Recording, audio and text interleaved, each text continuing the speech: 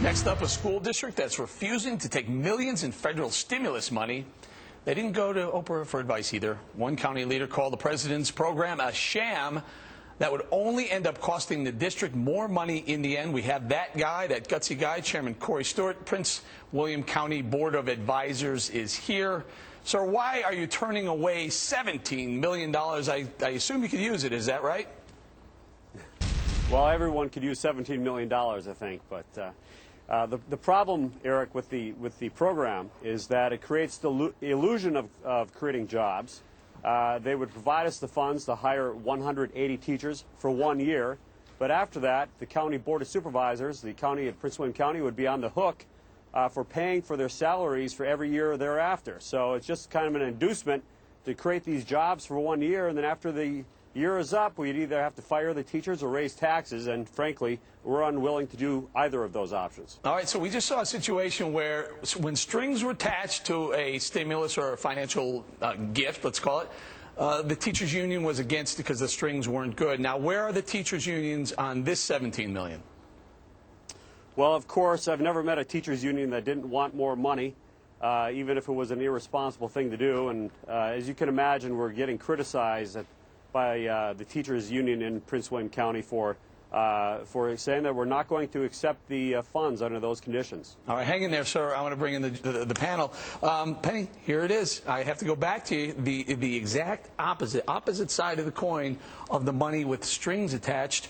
These teachers seem to want the money with no strings attached because they know they're going to get hired, they're going to put more teachers on, and then these people are going to be on the hook for life. Now, because not just the 20 years that they're going to work there, but then their pensions are going to kick in. Look, we need to have a full conversation about what we're going to do about our education system here in America, and we need to put more infusion and more money into it. It is sad that we had Republicans stalling this bill for all year long and that we got it at the end of the year, so a lot of school districts couldn't take advantage of it. So that is a shame. But we do need to have an education policy, and we do need to have the funding to bring it up to the correct level. You know, it was interesting yesterday when the Republicans revealed their pledge for America, what was in there, what was not in there. Any type of education funding, any type of education reform.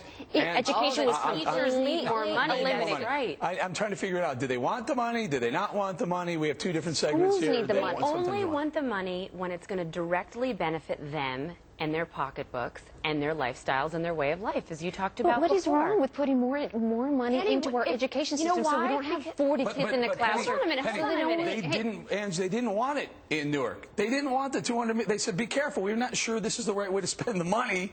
But here they need it because there's no strings. But the problem with this is because it eventually could end up being an unfunded liability, just like a lot of money with the stimulus package. Right, so before you can give these one-shot injections, you got to think about how Hold you're on, Penny. going to do Penny, hang on. I agree. Go ahead. This is like a miracle. We have a county official here who basically has taken saltpeter and a cold shower and has said, no more Viagra, no more Cialis, don't pump me up, don't make me have the urge to merge with the green in between. He's refusing it because he realizes it's a one-way trip to Palookaville. Take it the first year and you're addicted to it and you're not going to be able to fund it. You know what? Some of the knock on the stimulus is once the money runs out, then what? Absolutely not. So we shouldn't take money because we don't know what we're going to do next year. What about attrition? Have we ever heard of teachers retiring? Have we heard of teachers moving to other jurisdictions? So you're not going to hire teachers, lessen class sizes, educate children because I don't want the money. Problems? Have you had to lay off any teachers, or are you doing just fine, thank you very much, without this money?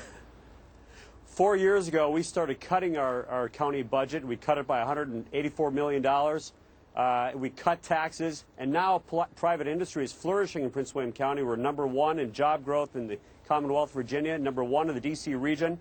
We were upgraded to a AAA bond rating status, and as a result, it's private industry that is coming in now and creating long-lasting, permanent jobs, not some of these temporary jobs that government is creating that go away after the funding's gone. That's what we saw. We saw temporary government jobs. We saw census workers. Hold on. We saw infrastructure jobs that went away, and the unemployment rate continues to stay high. You know what? Mr. Stewart there should be the other chapter of the book. The textbook should start with the Newark case study and then should end with the Prince Prince William, Virginia But that's segment. exactly what Go ahead, stimulus is So, about. Eric, what we should do is we should say, you know what, since I may not be employed this time next year, I'm not going to work the whole year at all. What kind of outrageous thinking is that?